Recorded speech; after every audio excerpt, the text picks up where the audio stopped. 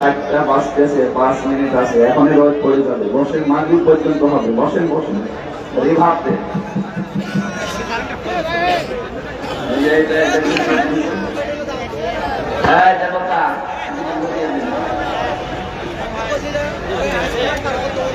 এটা একটু ঘুরিয়ে দাও।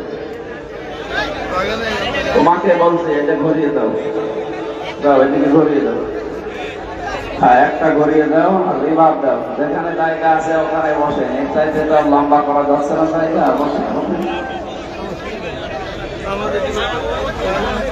আলহামদুলিল্লাহি রাব্বিল মাশরিকাইন ওয়া রাব্বিল মাগরিবাইন আল্লাযী খালাকা কুল্লা শাইইন যাওজাইন ওয়া আওজাবা আলাইনা আল-ইহসানা বিল ওয়ালিদাইন ওয়া নাশহাদু আন লা ইলাহা ইল্লাল্লাহু ওয়াহদাহু লা শারীকা লাহু ওয়া আশহাদু আন্না মুহাম্মাদান আবদুহু ওয়া রাসূলুহু সাইয়্যিদুল কাওনাইন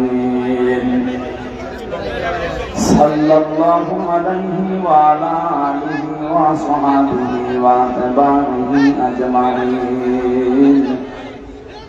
লাইলান ওয়া নাহারান ফিত তারফাইন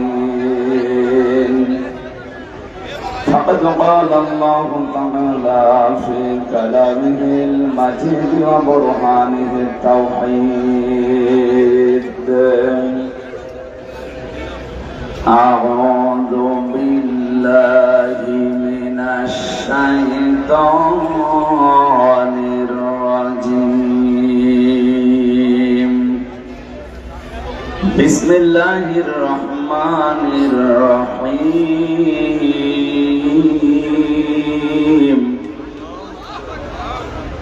يا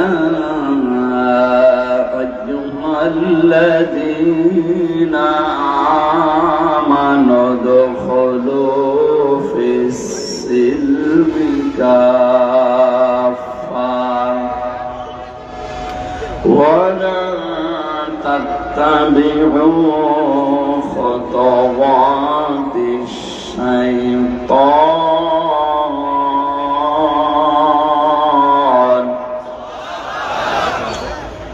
إنه لكم عدو مبين صدق الله العظيم اللهم صل على سيدنا مولانا محمد وعلى آل سيدنا مولانا محمد আলহামদুলিল্লাহ। এই যারা কথা বলছেন একটু কষ্ট করে চুপ করে থাকবেন, কথা বলবেন। বাংলাদেশের ঐতিহ্যবাহী জেলা গাইবান্ধা গোবিন্দগঞ্জ থানার অন্তর্গত গোলাপবাগ দারুল ফুরকান ট্রাস্টের উদ্যোগে গোবিন্দগঞ্জ সরকারি হাই স্কুল ময়দানে তাফসীরুল কোরআন মাহফিলের স্বনামধন্য সভাপতি গোলাপবাগ দারুল ফুরকান ট্রাস্টের সভাপতি জনাব মোহাম্মদ নুরউদ্দিন নুরুন নবী প্রধান আদালাল্লাহু উমরাহু ওয়া বারাকাল্লাহু ফি হায়াতিহি, বলেন আমিন। জান্নাতের ভেতরে একটা অনুষ্ঠান আল্লাহ নিজে করবে, নিজেই থাকবেন সভাপতি। বিশ্বনবী মুহাম্মদুর রাসূলুল্লাহ হবেন প্রধান অতিথি। যারা জান্নাত পাবে তারা থাকবে শ্রোতা। দাউদ আলাইহিস সালাম তার কণ্ঠ দিয়ে কোরআনে কারিমের সূরা রহমান তেলাওয়াত করে শোনাবে। অনুষ্ঠান উদ্বোধন হবে।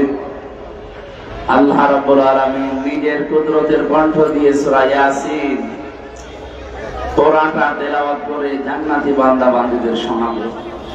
50 আলফা সানা মিম্মা তাউদ্দুন আল্লাহর কণ্ঠে এক একটি আয়াত শুনতে সময় লাগবে 50,000 বছর। জান্নাতের যত নিয়ামত আছে মানুষ সব ভুলে যাবে। ওই অনুষ্ঠানের শ্রোতা হিসাবে আল্লাহ আজকের সভাপতি নূরুন নবী প্রধানকে যেন একটু জায়গা করে দেন।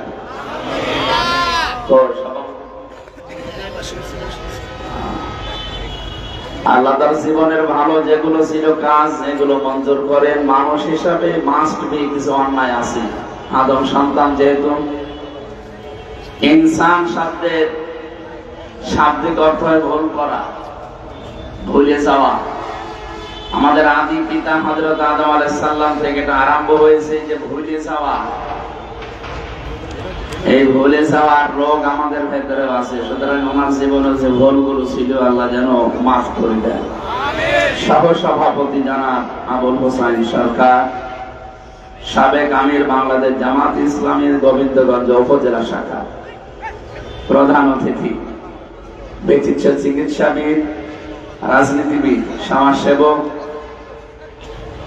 বাংলাদেশ জামাত ইসলামী গাইবান্ধা জেলার সাবেক জেলা আমির জননেতা জনাব ডাক্তার আব্দুর রহিম সরকার, এতক্ষণ যারা আলোচনা রাখলেন মাওলানা ইয়াসির আরাফাত জিহাদি, মাওলানা আব্দুল সালাম নাটোরি, বিশেষ অতিথি যত মানুষের নাম দিয়েছেন দোয়া করছি সবার জন্য। ওয়ারাফা'না লাকা যিকরাক, আল্লাহ সবার মর্যাদা সম্মান যেন আরো বাড়িয়ে দেন, বলেন আমিন।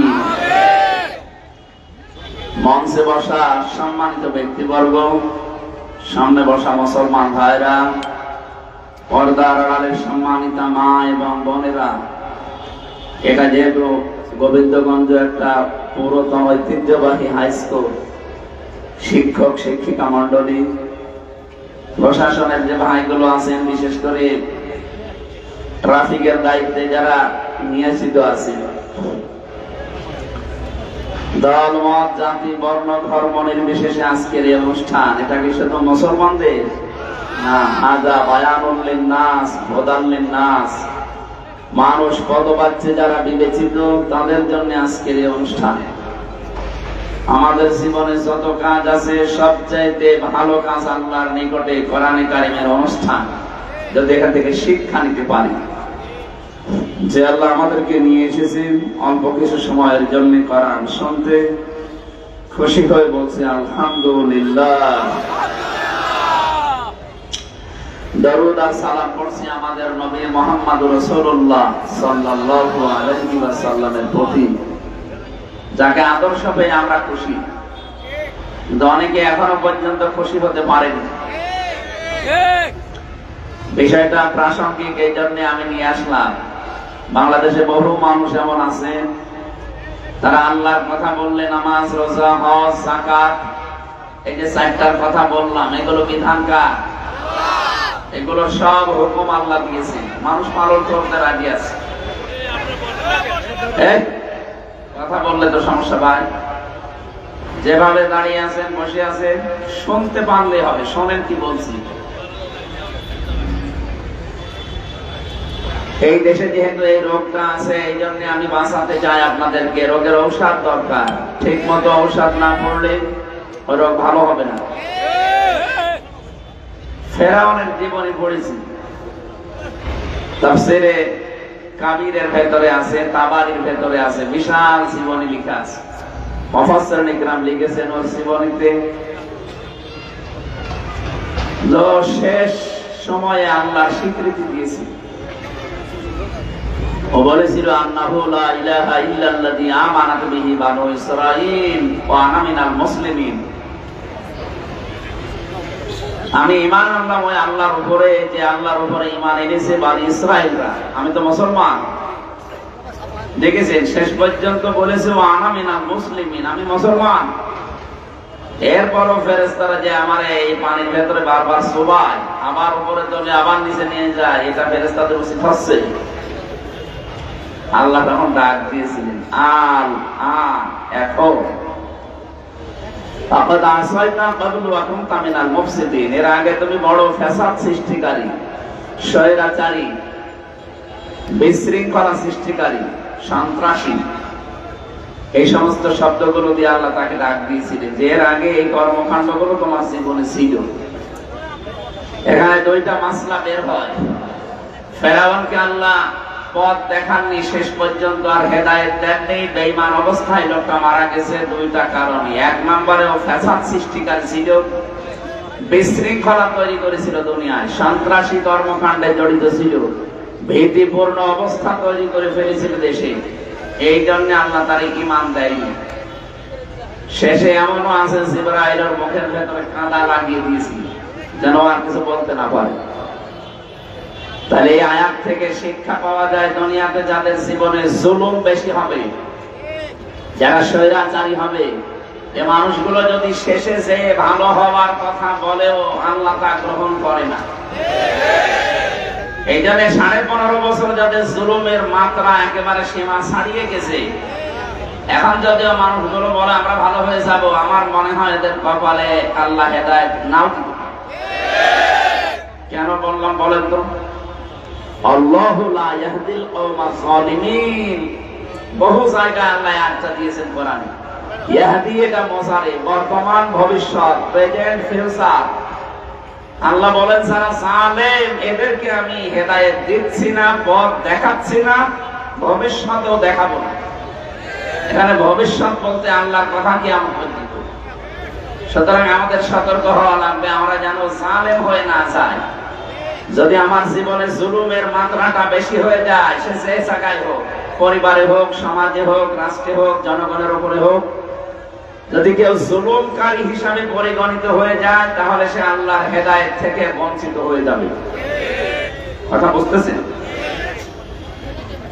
দ্বিতীয় নাম্বার, ফেরাউনকে হেদায়েত না দেওয়ার পেছনে কারণ হচ্ছে এই লোকটা আল্লাহর স্বীকৃতি দিয়েছিল, কিন্তু ওই জামানায় যিনি প্রেরিত পুরুষ, আল্লাহর পাঠানো নবী এবং রাসূল হযরতে মূসা কালিমুল্লাহ, তার স্বীকৃতি সে মরণের আগেও দেয়নি। যদি বলতো আন্নাহু লা ইলাহা ইল্লাল্লাহ মূসা কালিমুল্লাহ, আল্লাহর মাফ করে দিত।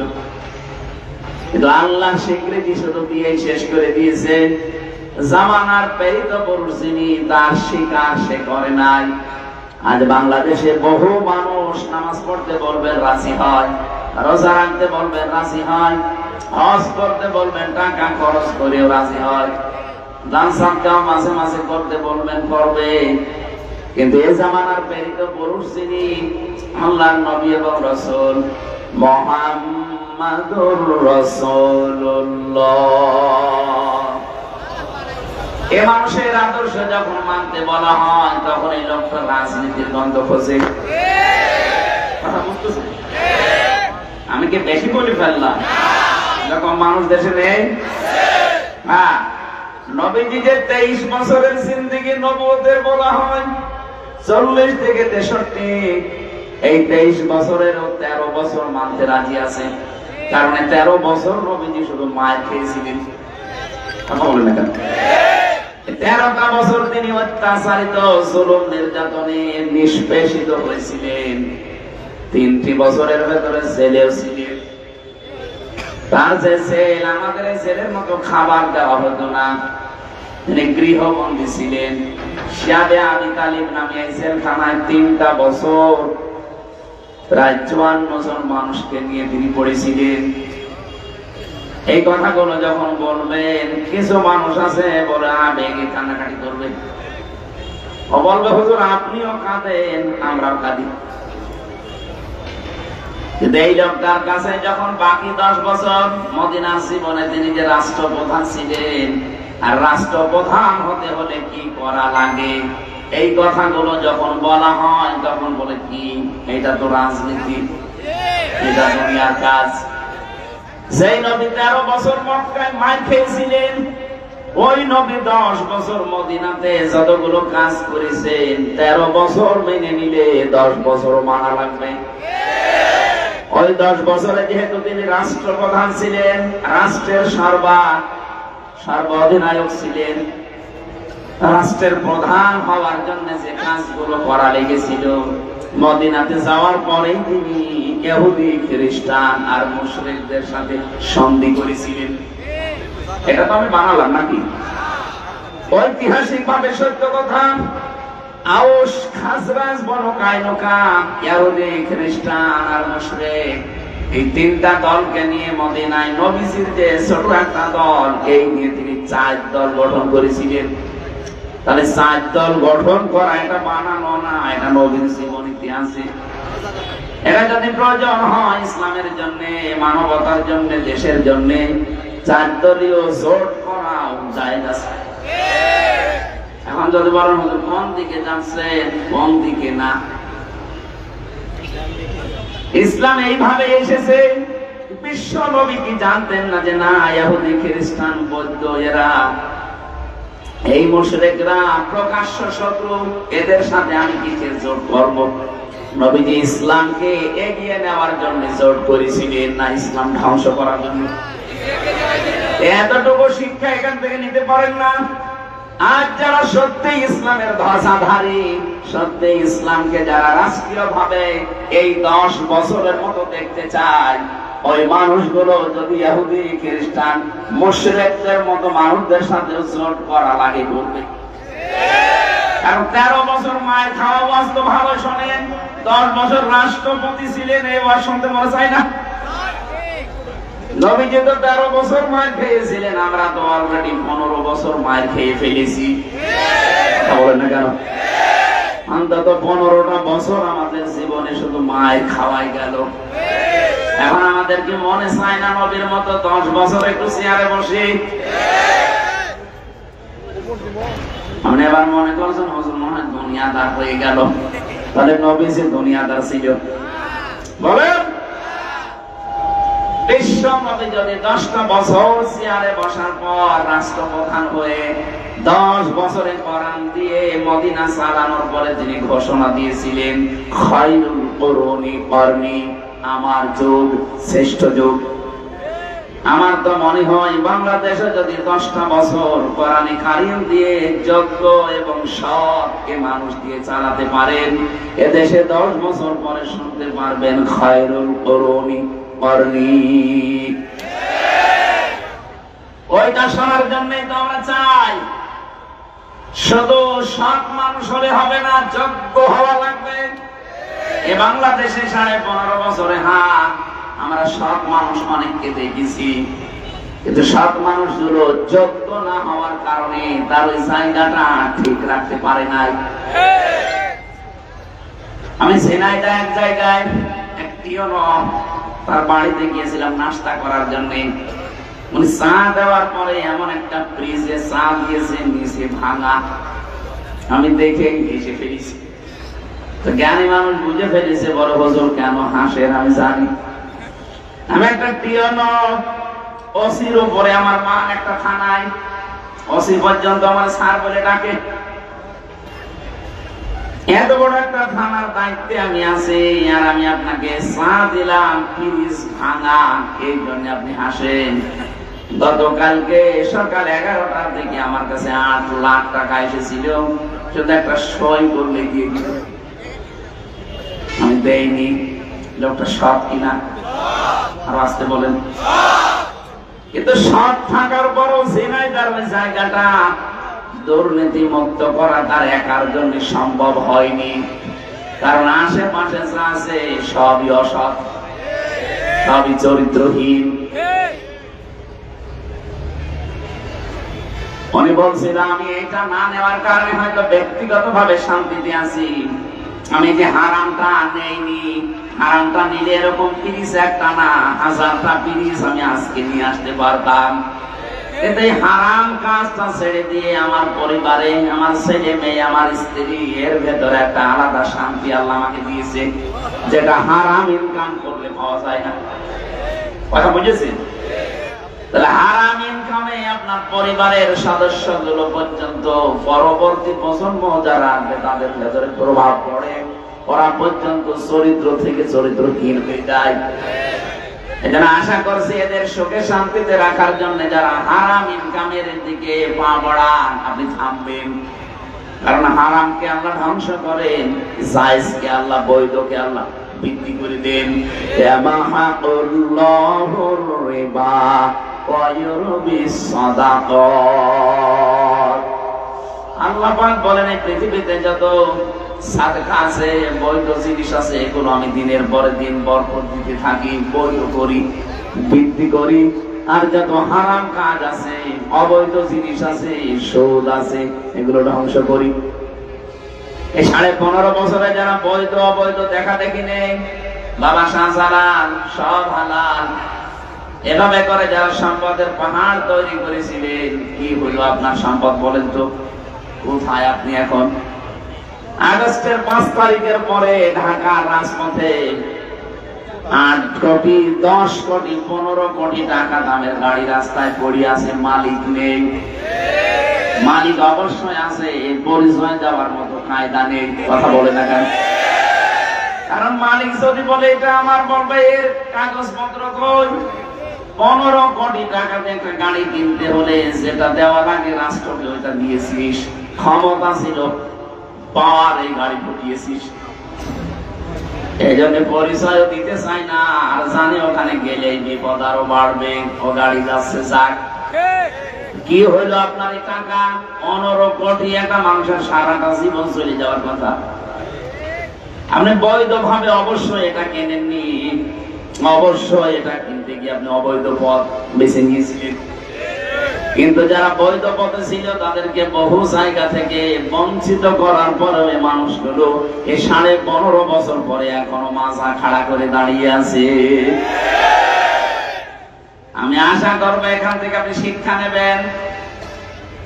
যে কটা বোঝানোর জন্য পর্যন্ত আসলাম, এই পৃথিবীতে আপনি নামাজ রোজার মতো আল্লাহর বিধান যেভাবে মানেন, রাসূলুল্লাহ এই জামানার প্রেরিত পুরুষ, তাকে শুধু 13 বছর না 23 বছরই আপনাকে মানা লাগবে।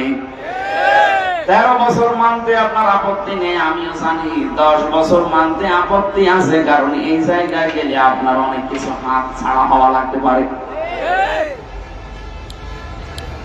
এই 10 বছরের ভেতরে বিশ্বনবী মাত্র 8 বছর রোজা রেখেছিলেন। কয় বছর? 8 বছর। বলেন বলেন। এই 8টা বছরে তাও ফরজ রোজা তিনি 2টা অলরেডি ছেড়ে দিয়েছিলেন। একটা বদরের ময়দানে 17 রমজান, আর মক্কা বিজয়ের দিন 18 রমজান। 2টা রোজা তিনি ফরজ রোজা ছেড়ে দিলেন। অথবা ইচ্ছাকৃত ভাবে কেউ ফরজ রোজা বাদ দিয়ে দিলে, কেউ ভেঙে ফেললে, তার 2 মাস একাধারে 60টা রোজা করা লাগে। কথা বুঝতেছি? 59টা করার পরে যদি আপনি একটা বাদ দেন, আবার 2 মাস করা লাগবে। আবার 59টা করার পরে যদি একটা বাদ দেন, আবার 60টা করা লাগবে।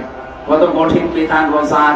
অথচ ইসলাম কায়েমের জন্য বিশ্ব নবী 2টা ফরজ রোজা পর্যন্ত বাদ দিয়ে দিয়েছিলেন।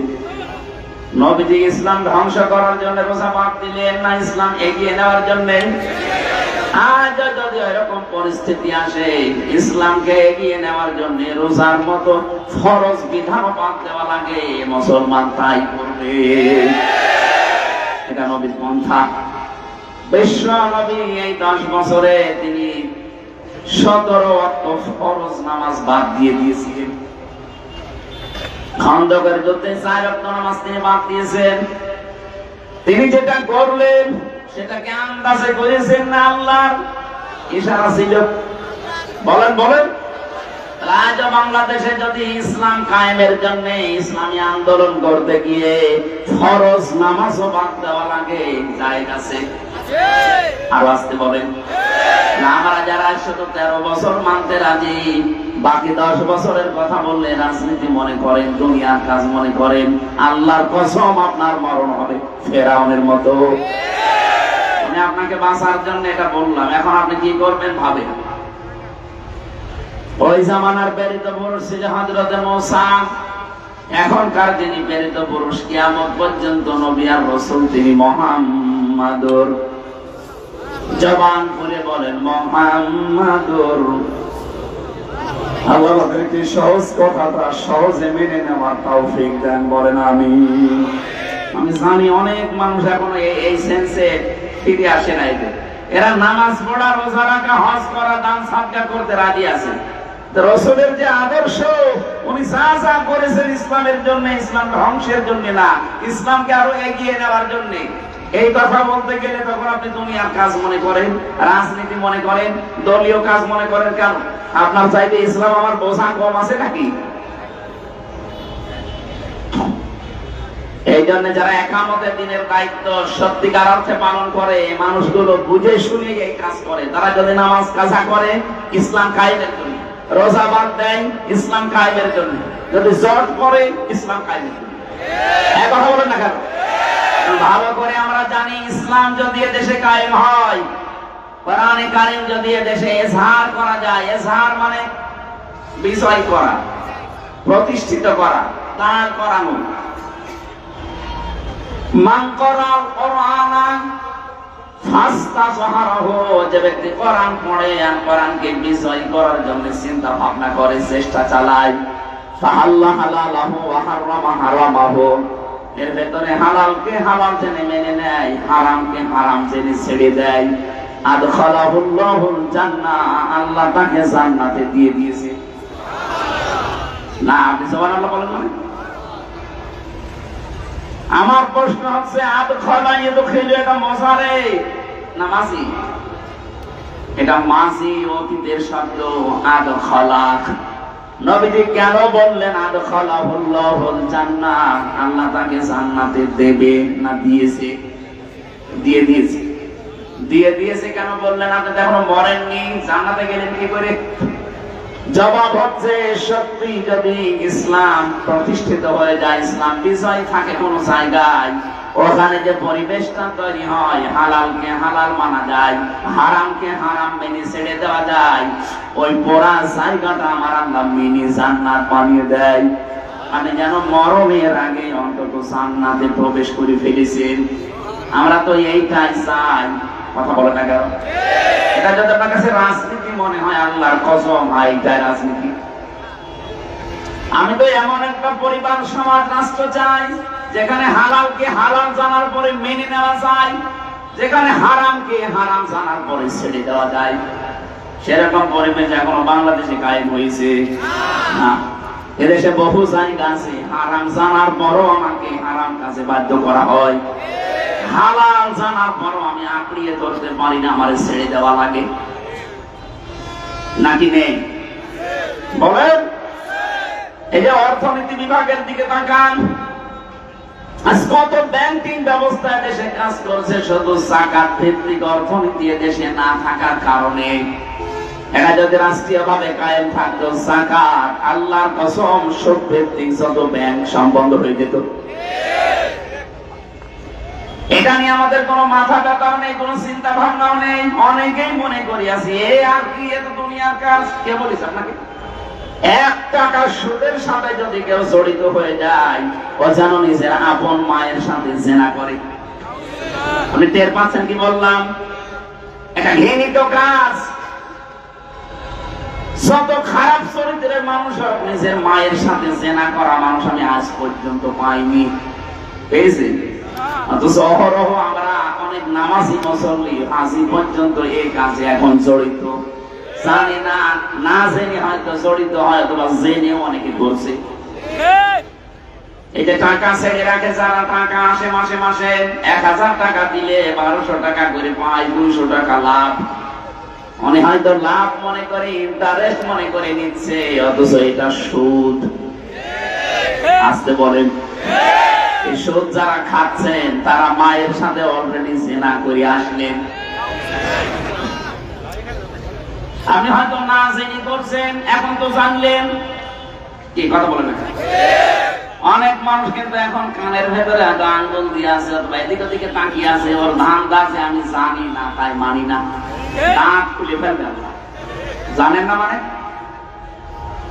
ইসলামের কোন বিধান যদি কেউ জানে কিন্তু মানে না, তার একটা গুনাহ হবে, কারণ সে জানার ফরজ আদায় করে ফেলেছে, মানার ফরজ তার আদায় হয়নি।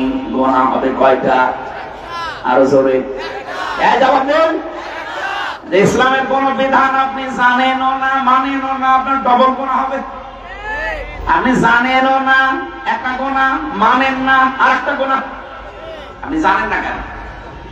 সুতরাং আজকে তো অলরেডি যেভাবেই হোক, কানে আঙ্গুল দিয়ে হোক, এদিকে ওদিকে তাকিয়ে হোক, বুঝে শুনে ফেলেছেন। যে টাকা ছেড়ে রাখে, টাকা আসে, এটা সুদ। জানেন না? অন্তত এখন তো জানলেন। এটা জানার পরে তো এখন বিশ্বাস করতে পারেন নবীর এই কথা আছে, মায়ের সাথে কিন্তু জেনা করার গোনা উঠতেছে আমলনামায়। আপনি না খেয়ে মরে যান, তাও এই কাজে এখন থেকে আর থাকা যাবে না। এই যে গোবিন্দগঞ্জ বাজারে বহু দোকানদার আছে, নামাজও পড়ে, রোজাও রাখে, হজও করে এসেছে, অথচ দোকানে দোকানে টাকা ছেড়ে রেখেছে, মাসে মাসে 200 টাকা করে লাভ হয়। এটা ছেড়ে দেওয়া লাগবে। কারা কারা সত্যি ছেড়ে দেবেন হাত তোলেন তো। এত মানুষ সুদ খায় এলাকায়,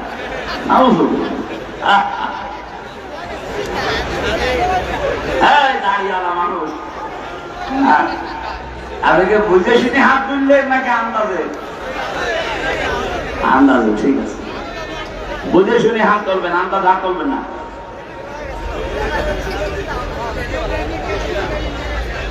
এই জন্য এমন একটা রাষ্ট্র, এমন একটা বিধান আমরা দেশে চালু করতে চাচ্ছি, যেখানে হালাল হালাল জানার পরে মেনে নেওয়া যায়, হারাম কি হারাম মেনে ছেড়ে দেওয়া যায়। আল্লাহর নবী বলেন, এরকম পরিবেশ যদি কায়েম হয়ে যায়, আদখালাহুল্লাহুল জান্নাত, ওই দেশটা একটা জান্নাত হয়ে যাবে। তুমি মনে করবা মরণের আগে আমি জান্নাতে আছি।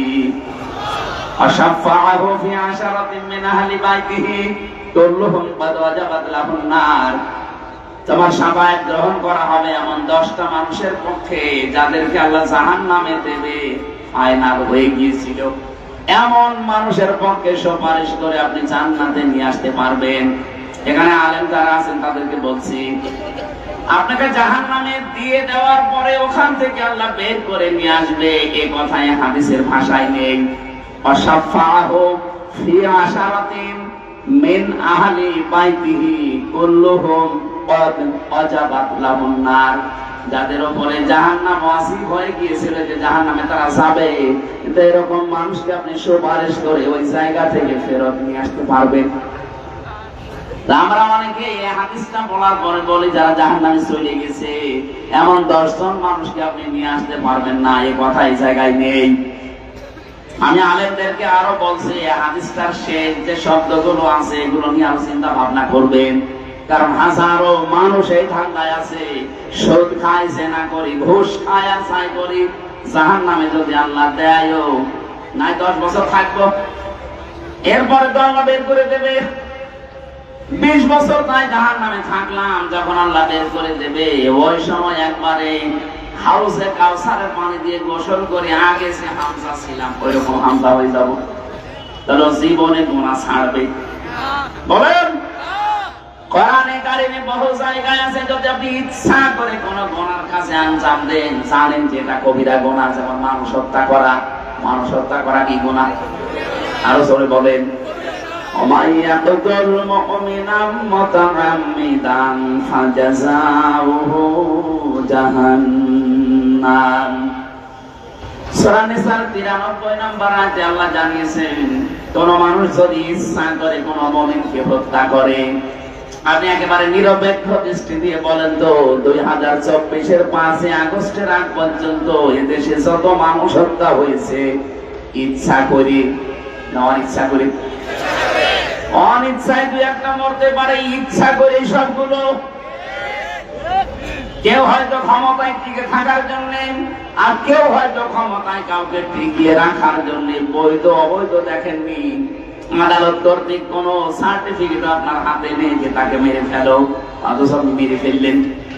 এই যে মুতাআম্মিদান, ইচ্ছা করে যারা মানুষ হত্যার সাথে জড়িত, সে যেই হোক, অন্যান্য ধর্মে যারা আছে তারা তো ফি নারি জাহান্নামা খালিদিনা ফিহা, ইহুদি, খ্রিস্টান, বৌদ্ধ, মুশরিক যারা আছে, ওরা মারা গেলে ওদের কোনো বিচার নেই, হিসাবও নেই। ভালো করে বুঝবেন, ওদের কোনো বিচার নেই, হিসাব নেই। এই যে যতগুলো জাতির নাম বলছি, ওরা মরে গেলে জাহান্নাম, কোনো হিসাব হবে না ওদের। এটা কি মানেন তো? মুসলমান ছাড়া অন্য কোন জাতির কোন হিসাব হবে? কারণ তাদের যে হিসাব নেবে যেটা কি, ওইটা কি নাম কি? ঈমান। ঈমান বলেন বলেন। ঈমানই নেই, ওর হিসাব বিচার কি দিয়ে করবে? বিচার তো করা হয় ওই লোকটা যার ঈমান আছে কিন্তু ঈমানে ভেজাল আছে। বলেন, ঈমানটা পরিপূর্ণ নেই, এই জন্যই তো ইচ্ছা করে আপনি মানুষ মেরে ফেললেন। সুতরাং কালকে অ্যাডভোকেট সাইফুল ইসলাম আলিফ ভাইকে যারা মেরে ফেলেছেন, সে সেই হোক, ওই মানুষগুলো চির জাহান্নামী। আল্লাহ ঘোষণা দিয়েছেন ফাজাসাউহু জাহান্নাম, এর প্রথম পুরস্কার আল্লাহ দেবে জাহান্নাম। জাযা মানে পুরস্কার, প্রতিদান। আল্লাহ প্রতিদান হিসাবে আপনাকে জাহান্নামে দেবে, মানুষ হত্যার সাথে যেই জড়িত। 2 নম্বরে খালিদান ফিহা, চিরকাল আপনাকে থাকা লাগবে। আমি আবার ক্লিয়ার করার জন্য বলছি, মুসলিম বাদ দিয়ে দুনিয়ায় যত জাতি আছে ওরা মারা গেলে বিনা হিসাবে বিনা বিচারে জাহান্নাম। অথবা যদি বের করতে পারেন এর ভেতর থেকে বলে যে ওদের হিসাব হবে, বিচার হবে। বিচার আর হিসাব আল্লাহ যেটা নিয়ে করবেন ওইটাই তো নেই, ঈমান নেই। কি নেই বলেন? তার মানে মুসলিম বাদ দিয়ে পৃথিবীর 4,500 জাতির মানুষ আছে। প্রত্যেকটা জাতির মানুষ মারা গেলে ওদের কোন হিসাবের ব্যবস্থা নেই, বিচার নেই। বিনা হিসাবে বিনা বিচারে জাহান্নাম। বিচার করবে তো তখন যখন তার ভেতরে ঈমানের কোনো গন্ধ পাওয়া যায়। কিন্তু ঈমানটা থাকার পরও যারা ইচ্ছা করে আল্লাহর নিষিদ্ধ কাজকে বৈধ মনে করে পালন করছে, এই মানুষটার সমস্যা। আল্লাহ পাক বলেন খালিদান ফিহা, চিরকাল তাকে জাহান্নামে থাকা লাগবে। এতটুকুই না, আগাদিবাল্লাহু আলাইহি ওয়া লা'নাহু ওয়া আ'আদ্দা লাহু আযাবান আযীমা। কয়েকটা শাস্তি আল্লাহ তার জন্য নির্ধারিত করবেন। 1 নম্বরে প্রতিদান পুরস্কার জাহান্নাম, 2 নম্বরে চিরকাল থাকবে, 3 নম্বরে আল্লাহ রেগে থাকবে, 4 নম্বরে আল্লাহ লানত বর্ষণ করবে, 5 নম্বরে যন্ত্রণাদায়ক আযাবের ভেতরে রাখবে। বলেন নাউযুবিল্লাহ। এখন প্রশ্ন হচ্ছে এরা কয় বছর পরে বের হয়ে আসবে নাকি? বলেন।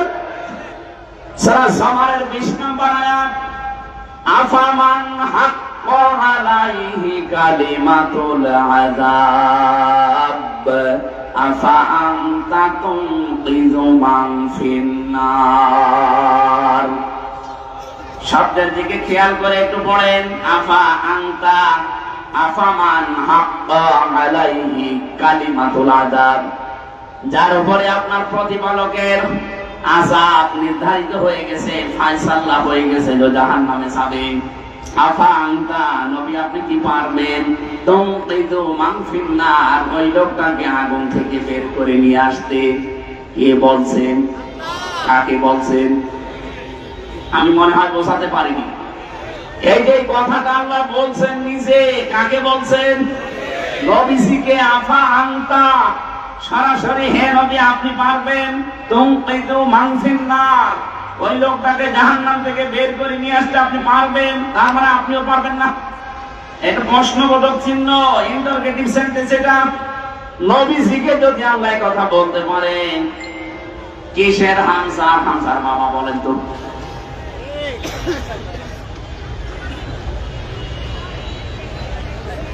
বারবার আল্লাহ কোরআনে কারিমে সেখানেই দিয়েছেন যে জাহান্নামে যাবে যারা, খালিদিনা ফিহা, চিরস্থায়ী।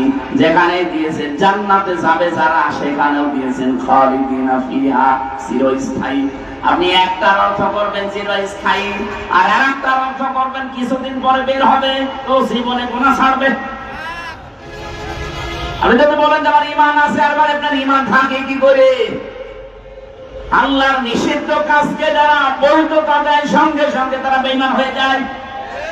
এই কথা বলছেন যে 10টা কারণে মানুষের ঈমান নষ্ট হয়ে যায়, ভেঙে যায়। ওযু করলে যেমন 7 কারণে ওযু ভেঙে যায়, নামাজ পড়লে যেমন 19 কারণে নামাজ ভেঙে যায়। মুসলমানের ঈমান যাদের আছে, ঈমানও 10টা কারণে ভেঙে যায়।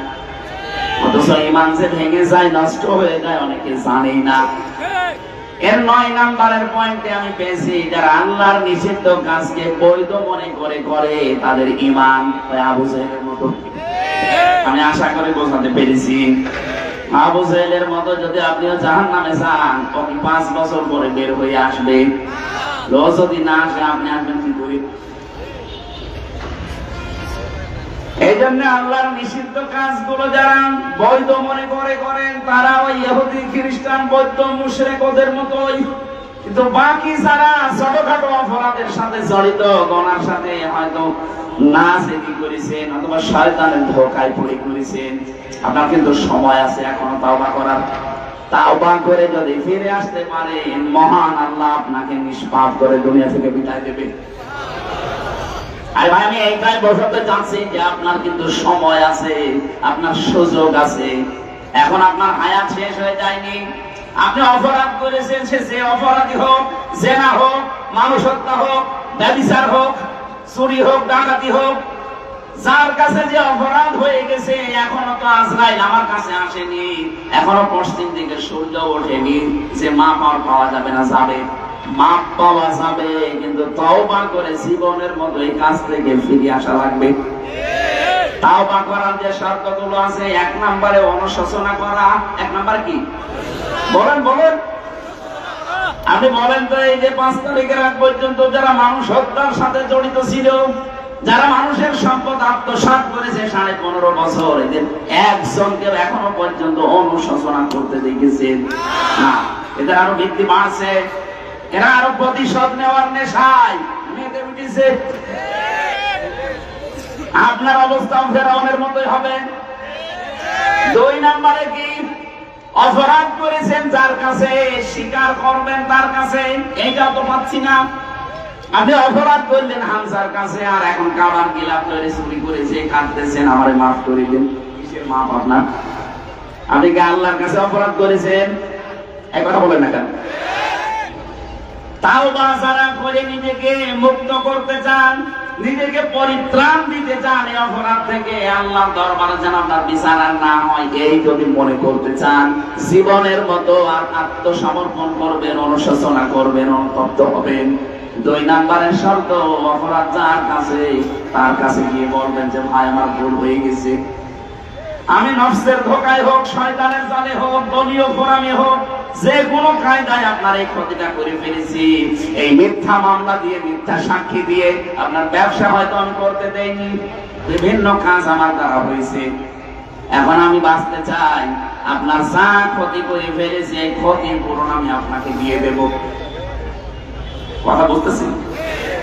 এই 15.5 বছরে যে ধরনের অপরাধ করেছিলেন, আপনি তো জানেন যে আপনি কি করেছেন। আপনি হয়তো মানুষ খুনের সাথে জড়িত, তাই যাকে খুন করেছেন তার পরিবারে গিয়ে বলবেন আমার কারণে আপনার এই ছেলেটা হারিয়েছেন, আপনি এখন কি চান? সে যদি বলে আমার 1 কোটি টাকা দেওয়া লাগবে, আপনি 1 কোটি টাকা তার ক্ষতিপূরণ দিয়ে মাপ নেবেন। সে যদি বলে না টাকা দেওয়া লাগবে না, আমি আপনি মাফ করে দিলাম, তাহলে মাপ পেয়ে গেলেন। তাছাড়া 50 বছর জেল খাটলেও আপনার মাপ নেই। বাংলাদেশে যে সিস্টেমটা, মানুষ হত্যা করলে তারে ফাঁসি দেওয়ার আদেশ দেয়, ফাঁসি থেকে শেষে আসে লাইফ সাপোর্টে। লাইফ সাপোর্ট মানে 30 বছর, 30টা বছর জেল খাটলে তার মাফ বাংলাদেশের আইনে। আল্লাহর আইনে তো এইটা নেই। আল্লাহর আইনে পদ্ধতি 2টা। কেউ যদি কাউকে হত্যা করেন, মেরে ফেলেন বিনা অপরাধে, বিনা কারণে, 1 নম্বরে তার যারা গার্জিয়ান আছে, তার মা বাবা, স্ত্রী, সন্তান, তাদের কাছে গিয়ে বলা লাগবে যে ভাই আপনারা কি চান। তারা যদি বলে আমার ক্ষতিপূরণ দেন, এটা আমাদের কর্মক্ষম ছিল, এর কর্মে আমরা চলতাম, তাকেই মেরে ফেলেছেন, সুতরাং আপনি 5 লাখ টাকা দেন, আপনি 5 লাখ টাকা দেবেন তাকে। এরপরে যদি বলে ঠিক আছে যান মাফ করে দিলাম, আপনি মাফ পেয়ে গেলেন।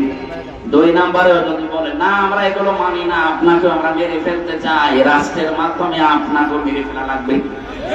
এই 2টা পদ্ধতি ছাড়া পৃথিবীতে কোনো পদ্ধতি নেই এই খুনের অপরাধ থেকে মাপ পাওয়ার। অথচ আজ কত সহজে অনেকে মাপ পেয়ে যাচ্ছে, শুধু আস্তাগফিরুল্লাহ বলি, সেটারে করা জায়গা পান না। আপনি তো আস্তাগফিরুল্লাহ পড়ছেন আল্লাহর কাছে, আস্তাগফিরুল্লাহ কি কেউ মানুষের কাছে পড়ে? কার কাছে? বলেন। আরে ভাই, আপনি তো আল্লাহর কাছে দোষ করেননি। হ্যাঁ, আল্লাহর কাছে যদি নামাজ পড়ে না থাকেন, রোজা না রাখেন, ফরজ হজ না করেন, তাহলে ওনার কাছে মাফ চান। উনি ইচ্ছা করলে মাফ করতেও পারে, শাস্তি দিতে পারে। কিন্তু আপনি অপরাধ করলেন হামজার কাছে, আগে হামজার কাছে যান। আমার জীবন থেকে 3টা বছর আপনি নষ্ট করেছেন, আমার বাবার 30 লাখের উপরে টাকা আপনি খেয়েছেন, আগে এই ক্ষতিপূরণ দেন। হ্যাঁ, কথা বলা লাগবে।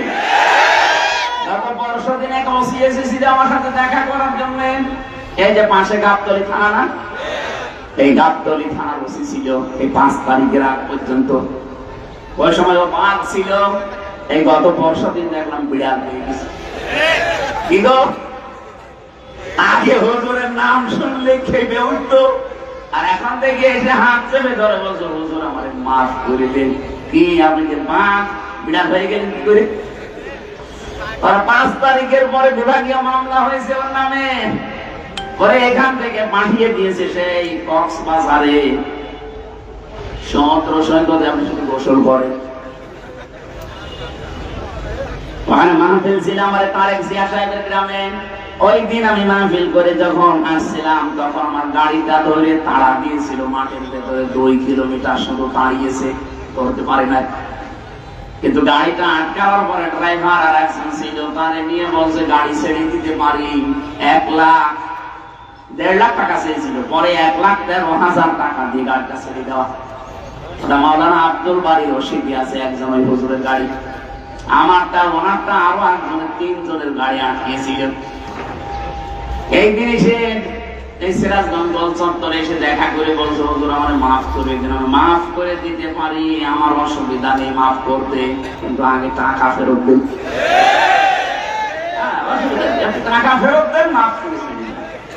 টাকা দেবেন না, শুধু মাফ করে দেন, আর কি মারা যাইতে পার না।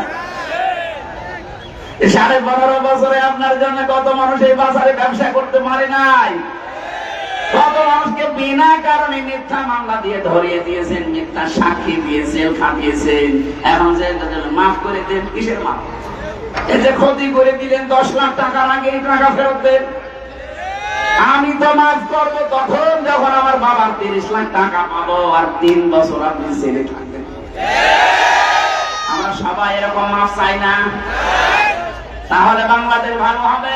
আগামীতে যারা চেয়ারে বলবে দরকার নেই, শুধু আস্তাগফিরুল্লাহ হবে না, টাকা ফেরত দেওয়া লাগবে ওসির মতো। ওসি এখন দেখি প্রতিদিন যোগাযোগ করছে বাড়ি ভাইয়ের সাথে, আজকেও আমার সাথে দেখা হয়েছিল। বলছে ভাই কি করবো, বারবার বলছে তখন 6-9 করেছে, সে টাকা তো গেছে, আপনি মাফ করেন। কিসের মাফ গো? আগে টাকা দেন, এরপর মাফ। আমি মনে হয় কথা বোঝাতে পেরেছি। সুতরাং এই কাজগুলো যারা করেছেন, 2 নাম্বার তো এটা, 3 নাম্বার জীবনে আমি আর এরকম কাজ কোনোদিন করব না। এরকম অটল সিদ্ধান্ত নিয়ে টিকে থাকা, এর নাম তাওবা। তাহলে আপনাকে কিয়ামতে আল্লাহ এই বিচার আর করবে না, দুনিয়ায় মাফ করে দেবে। জোরে বলেন সুবহানাল্লাহ। আল্লাহ আমাদেরকে যেন এইভাবে দুনিয়ার জীবন চালানোর তৌফিক দেন, বলেন আমিন। আজকে আমরা যে তেলাওয়াত করেছি, একটা পরিচিত আয়াত, 5টা বিষয়ের ভেতরে লুকিয়ে আছে। আমরা তাফসীর আকারে ওই 5টা বিষয় সামনে খোলাসা করব, তাহলে বুঝবেন যে আয়াতের উপরে আপনি আছেন কিনা। সূরা বাকারা 208 নাম্বার আয়াত। আজকের বাংলা অর্থ হচ্ছে প্রবেশ করো। কি করো? বলেন বলেন। কোথায় প্রবেশ করবেন? থানাতে, হ্যাঁ, আদালতে, এই স্কুলে। কোরআনে কারীম বলছে ইয়া আইয়ুহাল্লাযীনা আমানু, ওহে যারা ঈমানের দাবি করো তাদেরকে বলছি, উদখুলু ফিস সিলমি কাফা, তোমরা ইসলামে প্রবেশ করো পরিপূর্ণভাবে, আংশিক না, অর্ধেক না, পরিপূর্ণভাবে প্রবেশ করো। ওয়ালা তাত্তাবিউ খুতুওয়াতিশ শাইতান, শয়তানের পদাঙ্ক অনুসরণ করবা না। ইন্নাহু লাকুম আদুউম মুবিন, অবশ্যই সে তোমাদের সকলের প্রকাশ্য শত্রু। এটা বাংলা অর্থ ছিল। এবার সে আয়াতের ব্যাখ্যায় যাচ্ছে। এই পৃথিবীর ময়দানে কোন মানুষ যদি চাই যে আমি ইসলামে পরিপূর্ণ প্রবেশ করতে চাই, আমাকে আসলে পরিপূর্ণ প্রবেশ করা হয়েছে, ও যদি মনে করতে চায় দেখি আমি পরিপূর্ণটা করেছি কিনা, তাহলে 5টা বিষয় যদি আপনার এই বাস্তব জীবনে থাকে, আপনি বিশ্বাস করবেন হ্যাঁ আমার পরিপূর্ণ প্রবেশ হয়েছে। 1 নম্বরে আত্মসমর্পণ। 1 নম্বরে কি? 1 নম্বরে আপনাকে আত্মসমর্পণ করা লাগবে। 2 নম্বরে ইখলাস। 3 নম্বরে লেনদেনের মুআমালাত মুআশারাত যেটা বলা হয় এটা আপনার ঠিক থাকা লাগবে। 4 নম্বরে বিশুদ্ধ আকীদা লাগবে। 5 নম্বরে উত্তম চরিত্র লাগবে। এবার আসেন এই 5টা বিষয় যদি আপনার জীবনে মেনে নিতে পারেন, তাহলে আপনি বিশ্বাস করতে পারেন যে হ্যাঁ এই আয়াত আমি মানতেছি, আমি ইসলামে পরিপূর্ণ প্রবেশ করেছি। আর যদি দেখেন না 4টা আছে 1টা নেই, তাহলে এখন আপনি ইসলামে পরিপূর্ণ প্রবেশ করেননি, এই আয়াত আপনার মানা হয়নি। কিয়ামতে এই আয়াতই আপনার বিরুদ্ধে দাঁড়াবে। বলেন নাউজুবিল্লাহ। এখন যে আদেশগুলো আসতেছে, আদেশগুলো কার? আরো জোরে বলেন কার? আল্লাহ পাক আদেশ দিচ্ছেন প্রথমে আত্মসমর্পণ করো। এটা কার কাছে করবেন, কিভাবে করবেন? আমাদেরকে যিনি শিখিয়েছেন, এটা সূরা বাকারা 131-32 নম্বর আয়াতে তথ্যগুলো আছে। রব্বুল আলামিন বলেন ইয ক্বালা লাহু রাব্বুহু আসলিম ক্বালা আসলামতু লিরাব্বিল আলামিন। সন্তানেরা শেখে তার বাবার কাছ থেকে, তার দাদার কাছ থেকে। আমরা যেহেতু এই পৃথিবীতে হযরতে আদম আলাইহিস সালাম আমাদের আদি পিতা, আর আমাদের জাতির পিতা ইব্রাহিম। কথা বলেন না কেন? মুসলিম জাতির পিতাকে আমাদের বাবা তিনি, সেই হিসাবে আমরা মুসলিম জাতির পিতা হিসাবে ইব্রাহিমকে যারা মেনে নিয়েছি, তাদের অবশ্যই উচিত তাদের বাবার কাছ থেকে আত্মসমর্পণ শেখা। তিনি গাছের মাথায় বসে কোড়াল দিয়ে কাঠ কাটছিলেন। আল্লাহ পাক ফেরেশতা পাঠিয়ে বললেন আসলিম ইয়া ইব্রাহিম, হে ইব্রাহিম আত্মসমর্পণ করো। তিনি ওখান থেকে বলেছিলেন মাবুদ এই জায়গায় আত্মসমর্পণের কি আছে? আল্লাহ পাক বলেন এখানে আমার একটা বিধান আছে, সেটা তোমার জন্য সুন্নাত আদর্শ হয়ে থাকবে। তোমার ওখানেই বসে খাতনা করো কোড়াল দিয়ে। গাছের মাথায় তিনি খাতনা করে বলেছিলেন ক্বালা আসলামতু লিরাব্বিল আলামিন। মহাবিশ্বের প্রতিপালক যিনি, আমি তার কাছে আত্মসমর্পণ করলাম। এই দিন থেকে শুরু হয়েছে, তাকান, আমাদের জাতির পিতা হযরত ইব্রাহিম আলাইহিস সালাম, এই দিন থেকে শুরু হয়েছে কিয়ামত পর্যন্ত তার সন্তান হিসাবে আমরা যারা দাবি করি 50টা জিনিস মানা লাগে জীবনে ইব্রাহিম নবীর। তার ভেতরে এইটা একটা, যে আমরা খাতনা করি। আমরা যারা তার সন্তান হিসাবে দাবি করি, মুসলমান হিসাবে, ইব্রাহিম নবীর একটা সুন্নাহ আদর্শ খাতনা করা। এটা আমরা করি না এখন? কথা বলে না কেন? ইব্রাহিম নবীকে যারা মানে না তারা কিন্তু করে না। আমরা এই জন্য হাফ হাতা আর ওরা ফুল হাতা। কথা বলছে না কেন? ফুল হাতা না? আমার ছেলের প্রথম যাওয়ার পরে যাকে পেয়েছিলাম দেবদুলাল, এই ছেলার ওকে দেখলেই কয়েদিরা বলতো ফুল হাতা আসতেছে। ফুল হাতা মানে মুসলমান দেয়নি। আর আমরা যারা মুসলমানি দিয়েছি আমরা কি ফুল হাতা না হাফ হাতা? হাফ হাতা। এটার দ্বারা বিজ্ঞানের অনেকগুলো উপকার আছে। আজ অনেক হিন্দু পর্যন্ত গোপনে গোপনে ডাক্তারকে দিয়ে আগা কেটে ফেলছে। কেন? কারণ এটা যতক্ষণ পর্যন্ত এই যে বোঝা অবস্থায় থাকবে, এর ভেতরে অনেক সার ময়লা মাটি তৈরি হবে, অনেক অসুখ বিসুখ হওয়ার সম্ভাবনা বেশি। এটা যখন খোলা থাকবে ততক্ষণ পর্যন্ত আপনার অসুখ বিসুখ ময়লা মাটি ওখানে আটকাবে না। আরো বাকি যেগুলো আছে এই পরিবেশে বলার মতো না, বললাম না? যতগুলো উপকার করেছেন হযরত ইব্রাহিম আলাইহিস সালাম আমাদের সন্তান হিসাবে, তার ভেতরে এটা একটা, মানে খাতনা করেছিলেন। আত্মসমর্পণ কাকে বলে দেখেন, যেখানে যে অবস্থায় আছেন সেখানে আল্লাহর বিধান আসতে দেরি প্রশ্ন কোনদিন করেননি যে আল্লাহ কেন করব, কোনদিন করেননি। এখানে কেউ যদি ইসলামে প্রবেশ করতে চায়, ইব্রাহিম আলাইহিস সালামের মতো কোন প্রশ্ন ছাড়া বিনা প্রশ্নে আল্লাহর বিধান সামনে আসলে সে যেন মেনে নেয়, মাথা নত করে, সারেন্ডার করে, তাহলে বুঝবেন আমি একটা মানলাম। দ্বিতীয় নম্বরের আয়াতে আল্লাহ বলেন ওয়াসাবিহা ইব্রাহিম বানিহি ওয়া ইয়াকুব ইয়া বানিয়া ইন্নাল্লাহা আসতাফা লাকুমুদ-দীন ফালা তামুতুন্না ইল্লা ওয়া আনতুম মুসলিমুন। বলেন আল্লাহু আকবার। আল্লাহ পাক বলেন আমার নবী ইব্রাহিম এবং ইয়াকুব এই দুইজন তার সন্তানদেরকে মৃত্যুর আগে এই ওসিয়ত করেছিল। আমরা সন্তানদেরকে ওসিয়ত করে যাই কি, আর আমাদের বাবা কি করেছিলেন তাকান। আজকে থেকে এখন থেকে সিদ্ধান্ত নেন, জীবনের শেষ মুহূর্ত যখন এসে যাবে, যদি সময় পাই, আমাদের যিনি জাতির পিতা ইব্রাহিম এবং ইয়াকুব আলাইহিস সালাম এরা যেভাবে সন্তানদেরকে ওসিয়ত করেছিলেন, আমাদের সন্তান প্রজন্মকে এই ওসিয়ত আমরা করে যাব। তিনি বলেছিলেন ইয়া বুনাইয়া, হে আমার কলিজার টুকরা সন্তান, ইন্নাল্লাহা আসতাফা লাকুমুদ-দীন, অবশ্যই আল্লাহ তোমাদের জন্য মনোনীত করেছেন দ্বীন হিসাবে কি? এখনো পর্যন্ত আল্লাহ বলেননি ইন্নাল্লাহা আসতাফা লাকুমুদ-দীন, তোমাদের জন্য মনোনীত করেছেন দ্বীনকে। দ্বীন কি? এই জবাব আল্লাহ দিয়েছেন সূরা আলে ইমরানের 19 নম্বর আয়াতে। দ্বীন কি? ইন্নাদ-দীনা ইনদাল্লাহিল ইসলাম। দ্বীন হিসাবে আল্লাহ তোমাদের জন্য একটা ধর্মকে মনোনীত করেছেন, তার নাম ইসলাম। তার নাম কি? আরো জোরে বলেন। সুতরাং 4500 ধর্ম দুনিয়ায় আছে, এর ভেতরে শুধুমাত্র কেবলমাত্র একমাত্র মনোনীত আল্লাহর কাছে ইসলাম। আমরা যারা ইসলামে আছি খুশি হয়ে বলেন আলহামদুলিল্লাহ, আবার বলেন আলহামদুলিল্লাহ। জবান ছেড়ে যারা ইসলামে আছেন তারা বলেন আলহামদুলিল্লাহ।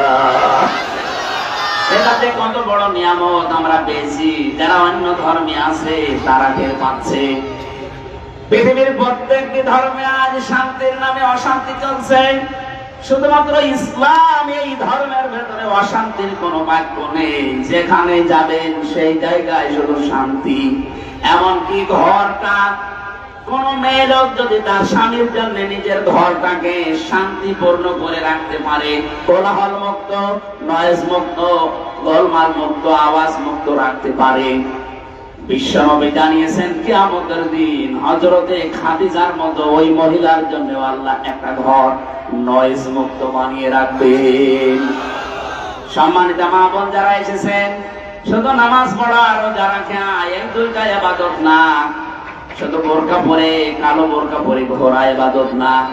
আপনার স্বামী যখন বাইরে থেকে আসবে, কর্মজীবন শেষ করে আসবে, দিনের কাজ মানবতার কাজ করে যখনই বাড়ি আসবে, বাড়ি আসার পরে যে ঘরে থাকে এই ঘরটা যেন একটা কোলাহল মুক্ত হয়, এরকম বানিয়ে রাখবেন। আওয়াজ মুক্ত, নয়েজ মুক্ত, গোলমাল মুক্ত, একেবারে নিঃশব্দ নিস্তব্ধ একটা ঘর, শান্ত নির্মল একটা ঘর তাকে উপহার দেবেন। এটা করতে আপনাকে কাজ করা লাগবে। এই কাজটা যদি আপনি সত্যি ঘরকে নির্মল শান্ত পরিবেশের স্বামীর জন্য বানিয়ে রাখতে পারেন, আল্লাহ আপনার জন্য খাদিজার মতো জান্নাতে একটা নয়েজ মুক্ত ঘর বানিয়ে রাখবেন। বলেন সুবহানাল্লাহ। যত মেয়ে লোক এসেছে যাদের স্বামী আছে, স্বামীদের জন্য আল্লাহ পাক খাদিজাতুল কুবরার মতো ঘরটাকে যেন বানিয়ে রাখার তৌফিক দেন।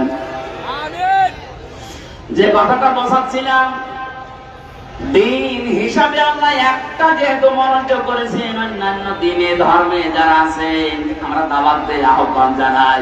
পৃথিবী আজ প্রমাণ করে ফেলেছে এই দিনে শান্তির একমাত্র ধর্ম ইসলাম। আমি আপনাকে ইসলাম এখনই কবুল করতে বলছি না। ইসলাম কবুল করার জন্য যেটা পড়তে হয় আমাদের আল্লাহর বাণী আল কোরআন, এটা আপনি বাংলায় কিনে পড়েন, পুরাটা একবার পড়ে দেখেন, আপনাকে ইসলামে শিক্ষিত হতে বাধ্য করবে। কথা বুঝতেছেন?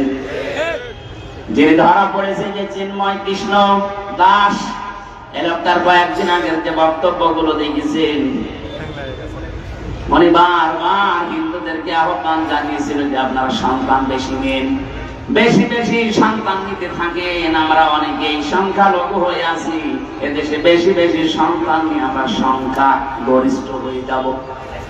এদেশে ৯৬% মুসলমান আর বাকি ৪% অন্য জাতি। সেখানে বৈদ্য আছে, ইহুদি আছে, খ্রিস্টান আছে, ওগুলো বাদ দিলে হিন্দু খুব বেশি হলো ২.৫% হবে। এই ২.৫% যদি ওরা জন্ম নিয়ন্ত্রণ বাদ দিয়ে যদি সন্তান নিতে থাকে, ৯৬% হতে কত সময় লাগবে বলেন তো? বড় চলে যাবে না? ওদের যে সমস্ত উদ্দেশ্যগুলো আছে সূক্ষ্ম। তার মানে মানুষ ওরা মনে করে আমরা যদি সংখ্যা গরিষ্ঠ হতে পারি, সংখ্যা লঘু আমরা যেভাবে আছি এইভাবে ওদের উপরে আঙ্গুল চালাতে পারবো না। আমরা ইসলাম যারা মানি কারো উপরে আঙ্গুল চালায় না। আমাদের ধর্মে কোনো বাড়াবাড়ি নেই। যদি বাড়াবাড়ি থাকতো এই ভারতবর্ষে একটাও হিন্দু খুঁজে পাওয়া যেত না। ১-২ দিন আমরা শাসন করি নাই, বছরের পর বছর এই পুরো ভারতবর্ষ আমরা মুসলমানেরা শাসন করেছিলাম। যদি আমাদের ধর্মে সত্যি বাড়াবাড়ি থাকতো, কাড়াকাড়ি থাকতো, একটা হিন্দু বেশি থাকতো না। বিশেষ করে স্বাধীনতার পর থেকে ২৪ সালের আগস্টের ৫ তারিখের পরে যে অবস্থা হয়েছিল, এই দেশের মুসলমানেরাই দায়িত্ব নিয়ে মন্দির পাহারা দিয়েছে। যদি আমাদের ধর্মে মন্দির ভাঙা থাকতো তাহলে একটা মন্দির এরপরে খুঁজে পেতেন না। আমরা পাহারা দিয়েছি, এমনকি দেবতাকে গালি দেওয়া পর্যন্ত আমাদের ধর্মে নিষেধ। যারা আল্লাহ বাদে অন্য কাউকে ডাকে ওদের দেবতাকে গালি দিবা না। কে বলছে? বলেন। পৃথিবীর সবচাইতে বড় ধর্ম সহিষ্ণু জাতি এই মুসলমান। এই জন্য ভারতবর্ষে এখনো হিন্দু আছে, ওরা জোর করে জয় শ্রীরাম বলায়, অথচ আজ পর্যন্ত জোর করে কালেমা পড়ায় মেরে ফেলবো কোন ইতিহাস এই পৃথিবীতে আমার জানা নেই। আমার জানা থাকে বলেন তো? আমি বিশৃঙ্খলা তৈরি করার জন্য, সূক্ষ্ম ষড়যন্ত্র করার জন্য যাদের প্রমণে কাজগুলো করছেন আপনারা থামবেন। এই বাংলাদেশে এখন যে অবস্থায় আছি, সত্যি কথা বলছে, এটা কিন্তু ইন্ডিয়া না, এটা বাংলাদেশ। এখানে কোন ষড়যন্ত্র আর এদেশে ৯৬% মুসলমান সফল হতে দেবে না। সে গোপনে করেন আর প্রকাশ্যে করেন, যতক্ষণ পর্যন্ত আমাদের মুসলমানেরা মুনাফিকি না করবে। আমি জানছি এগুলো করার পেছনে অনেক মুসলমান মুনাফিক নামধারী পেছনে কলকাঠি নাড়াচ্ছে। যারা বলে যে আমাদের স্বামী স্ত্রীর সম্পর্ক, তারা যারা বলে আমাদের স্বামী স্ত্রীর সম্পর্ক, আসলে তো তাই। আপনারা ২ বোন একসাথে গেছেন, কেউ স্বামীর বাড়ি, কেউ দুলাভাই বাড়ি। এই দেশ থেকে যারাই বাইরের দেশে যায়, তারা এই দেশে মাসে মাসে রেমিটেন্স পাঠায়। তারা রেমিটেন্স যোদ্ধা। ৩ মাস হয়ে গেল ২ বোন গেছেন, একটা টাকাও পাঠানি না। আমরা কিন্তু আশা করছি টাকা পাঠাবেন। আমরা চাই না যে টাকা পাঠা।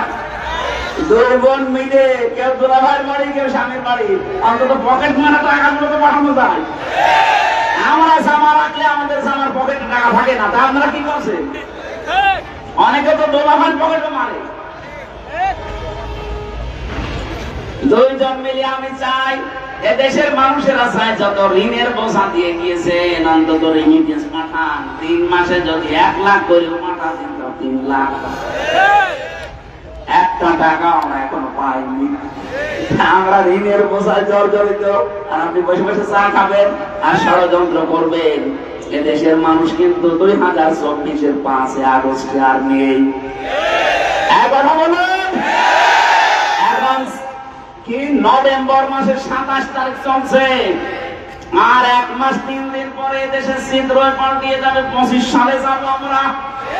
আমার মনে হচ্ছে বাংলাদেশ ২৫ সালে যাবে, কোরআনের হাতে দেশ আল্লাহ দিয়ে দেবে। দেশ কোরআনের হাতে যাক, আমরা চাই না। ইব্রাহিম সরকার কোরআনে কারীম বুকের ভেতরে নিয়ে সংসদে যাবে, এটা শান্তি না। তারা চান দেখে লিল্লাহি তাকবীর।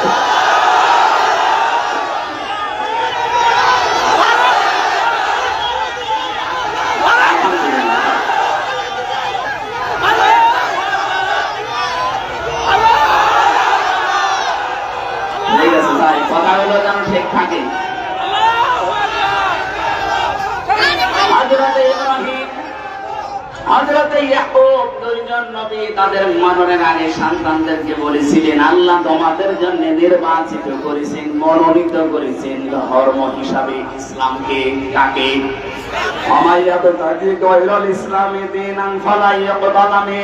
দুনিয়াতে ইসলাম বাদ দিয়ে অন্য কোন ধর্ম যদি কেউ তালাশ করে, জীবনও তার কোন ইবাদত বন্দেগী কবুল হচ্ছে না, হবে না। এটা না আহ্বান জানাবো এলাকায় যদি অন্য ধর্মের কেউ থাকেন, আপনারা আমাদের ধর্মীয় গ্রন্থগুলো পড়েন। একদিন, 2 দিন, 5 দিন না, বছরের পর বছর পড়তে থাকেন। টনি বেলাওয়ারের ছোট শালিকা লরেন বুক 3 বছর কোরআনে কারীম স্টাডি করার পরে শেষ পর্যন্ত এত বড় শিক্ষিতা মেয়েরাও মুসলমান হয়ে গেছে। আমরা চাপ দেয়নি, নিজে পড়ে নিজের বিবেকের তাড়নায় মুসলমান হয়ে গেছে।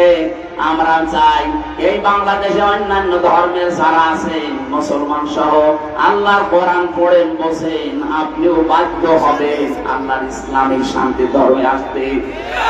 আল্লাহ পরের কথা জানিয়েছেন, এই 2 জন নবী তাদের সন্তানদেরকে জানিয়েছিল, ফালা তামুতুন্না ইল্লা ওয়া আনতুম মুসলিমুন। তোমরা মুসলমান না হয়ে মরবা না। এইজন্য এই দেশে যদি মুসলমান হয়ে টিকে থেকে মরতে চায়, আল্লাহর বিধান দেখা লাগবে। কথা বলেন না কেন? আচ্ছা, আপনি মুসলমান হয়ে টিকে থাকতে পারবেন না। আর আল্লাহর বিরুদ্ধে, রাসূলের বিরুদ্ধে, ইসলামের বিরুদ্ধে, মানবতার বিরুদ্ধে দেশে কাজ হবে। আর যদি মনে করেন যে যা করছে করুক, লা ইলাহা ইল্লাল্লাহ, আল্লাহর কসম আপনি মরণের আগে বেঈমান হয়ে যাবেন। কারণ ওই পরিবেশ যখন কায়েম হবে তখন টিকে থাকতে পারবেন না। 2 তলা নৌকা চলছে, উপর তলায় আমরা আছি, এই স্টেজে যারা এই ভালো ভালো মানুষ উপরে বসে আছি, আর নিচ তলায় এমন কিছু মানুষ আছে যাদের পানি দরকার। ও যদি বারবার উপর তলায় আসতে চায়, ডাক্তার সাহেব যদি বলে বারবার ঝামেলা করেন, নিচে তো পানি আছে, বিরক্ত করেন কেন, যখন তখন আসেন খালি পানি নিতে। ওরা যদি বলে ঠিক আছে ডাক্তার আর আসবো না, নিচে সেই নৌকার একটা দরকার করছে। আমরা উপরে যারা আছে যদি বলি ভাই আল্লাহর নাম নিয়ে খোলেন, আল্লাহর নামে খোলেন আর ভগবানের নামে খোলেন, বলেন তো নৌকায় পানি উঠবে না উঠবে না? আরো জোরে বলেন। এখন উপরে যারা আছি আমরা যদি বলে যা হয় হোক, নিচের লোক যদি ডোবে আমরা বেঁচে থাকবো? এই বাংলাদেশে ইসলাম না থাকলে আমরাও তো বেঁচে থাকতে পারছি না। মুসলমান হয়ে বেঈমান হওয়ার রাস্তাগুলো সব খোলা হচ্ছে, সমকামিতা দিয়ে, আল্লাহর বিধানের বাইরে আইন পাশ করে। একটা বলছেন, এই জন্য আমাদের উচিত নিচে যারা যাই করছেন আমাদের উপর থেকে দরকার বাধা দেওয়া, ওয়াজের মাধ্যমে হোক, হাতের মাধ্যমে হোক। যদি বাধা শুনতে না চান, দরকার আপনাকে মায়ের তৈরি করবো। এরপরও যদি না শুনতে চান, দরকার বেঁধে রাখবো। এরপরও যদি নড়াচড়া করেন, মেরে ফেলবো। তারপর আমি নৌকার তলা খুলতে দেবো না। পানি উঠলে আপনি শুধু মরবেন না, আমারও মারবেন। সমকামিতা চালু হলে জর্ডানের মতো দেশটা ডেড সি হয়ে যাবে, মৃত সাগর। কারণ এটা আল্লাহর নিষিদ্ধ কাজ। পুরো আল্লাহর সিস্টেমই পাল্টিয়ে ফেলেছে পুরুষে পুরুষে দিয়ে। গত পরশুদিন কুষ্টিয়ায় 2 মহিলা এরা আন্দোলন করেছে এক জায়গায়। ওরা বলছে আমরা মহিলায় বিয়ে যদি না দেন আমরা 2 জনকে মারা যাবো। কোথায় পৌঁছিয়েছে চিন্তা করেছেন? এই জন্য আমরা চাই নিষিদ্ধ কাজ এই দেশে বন্ধ হোক। আল্লাহর বৈধ কাজগুলো আমরা ইসলামের মাধ্যমে জারি করি, তাহলে মুসলমান হয়ে মরা সহজ হবে। মরবো তো 2 দিন আগে 2 দিন পরে, কিন্তু আমরা বেঈমান হয়ে মরতে চাই না, মরতে চাই ইব্রাহিম নবীর মতো মুসলমান হয়ে। আল্লাহ আমাদের তৌফিক দিন, বলেন আমিন। 2 নম্বরে, আপনি যদি দেখেন আমি ইসলামে প্রবেশ করছি, আপনার ইখলাস লাগবে। ইখলাস কি? এখানে যারা একামতে দিনে প্রবেশ করে তাদের প্রথম শব্দ এটা বলা হয়, বল উলিন্না সালাতি ওয়া নুসুকি ওয়া মাহইয়ায়া ওয়া মামাতি লিল্লাহি রাব্বিল আলামিন। এটা ইখলাসের আয়াত। আমি যা করব কার জন্য? আমার বেঁচে থাকা আল্লাহর জন্য, মরে গেলেও আল্লাহর জন্য, আমি নামাজ পড়লো আল্লাহর জন্য, রোজা রাখলে আল্লাহর জন্য, কোরবানি ত্যাগ তিতিক্ষা যা সহ্য করছি সব আমি আল্লাহর জন্য। 3 নম্বরে আমার বিশুদ্ধ আকীদা দরকার। আজ বাংলাদেশে একটা মাসলুম দলের উপরে এই ট্যাগটা লাগিয়েছে, আমাদের নাকি আকীদা ঠিক নেই। এটা মিথ্যা কথা। এই বাংলাদেশে আকীদা যদি ঠিক থাকে, যাদের দলে ফাঁসি বেশি, যাদের দলে জেল বেশি, যাদের দলে জরিমানা বেশি, যারা বাড়ি থাকতে পারে না, 24 ঘন্টা যারা আতঙ্কে ছিল, তারা আকীদাওয়ালা মানুষ।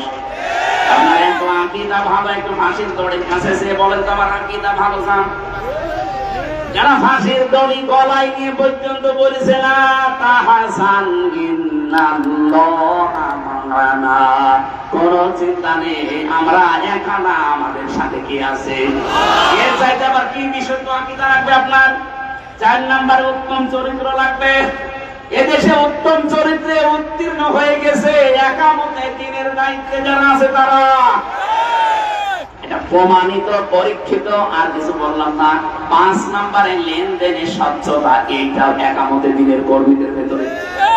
বহু মানুষকে একামতে দিনের বাইরে যারা আছে দেখেন, টাকা দিলে মনে করেন নিজের টাকা, এখন বলে না। আর এই মানুষগুলোর লেনদেন এত স্বচ্ছ, এই সামঝা বিক্ষুব্ধ বাংলাদেশে, এরপরেও যদি আপনি মানুষ খুঁজে না পান, এই যে 5টা বললাম, আমি আবার বলছি। 1 নম্বরে আত্মসমর্পণ করা লাগবে। কার সামনে? আরো জোরে বলে। 2 নম্বরে ইখলাস লাগবে। প্রতিটি শব্দের ব্যাখ্যা ছিল লক্ষ লক্ষ কথা, আমি তাফসীর থেকে তুলেছিলাম। 3 নম্বরে আপনার বিশুদ্ধ আকীদা লাগবে। 4 নম্বরে উত্তম চরিত্র লাগবে। 5 নম্বরে লেনদেন স্বচ্ছ হওয়া লাগবে। এই 5টা যদি দুনিয়ায় দেখাতে পারে, বুঝবেন আমি এই আয়াতে পরিপূর্ণ প্রবেশ করেছি। বড় সুবহানাল্লাহ। আল্লাহ আমাদের তৌফিক দিন। আমার লিখিত যে বইগুলো আছে, আপনারা যাওয়ার সময় নিয়ে যান। 2-1টা বই হয়তো ওই যে সোজাসুজি আছে গাড়িতে, সাদা গাড়িতে আছে। আমি জেলে বসে এত কষ্ট করে লিখলাম, আপনারা নেবেন না, পড়বেন না। যে আদম আলাইহিস সালাম তার স্ত্রীকে বিয়ের জন্য দেনমোহর দিতে হবে, তাফসীর কি সত্য না মিথ্যা? সত্য মানে 100% সত্য। আতুহুন্না উজুরাহুন্না ফারিদা, এটা সূরা বাকারার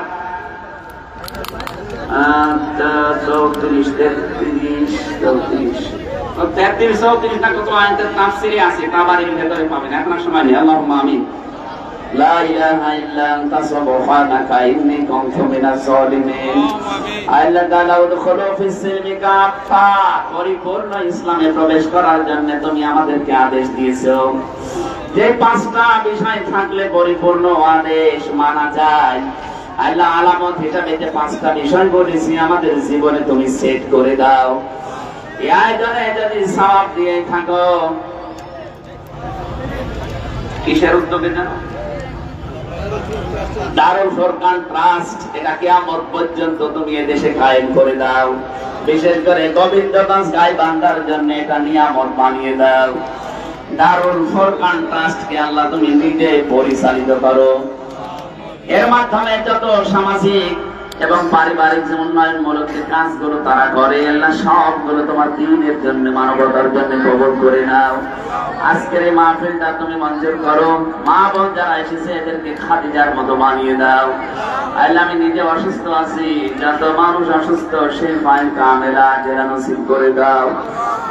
বারাকাল্লাহু লানা ওয়া লাকুম ফিল কোরআনিল আযীম। মরণ আসলেই যেন বলতে পারি লা ইলাহা ইল্লাল্লাহু মুহাম্মাদুর রাসূলুল্লাহ। আসসালামু আলাইকুম।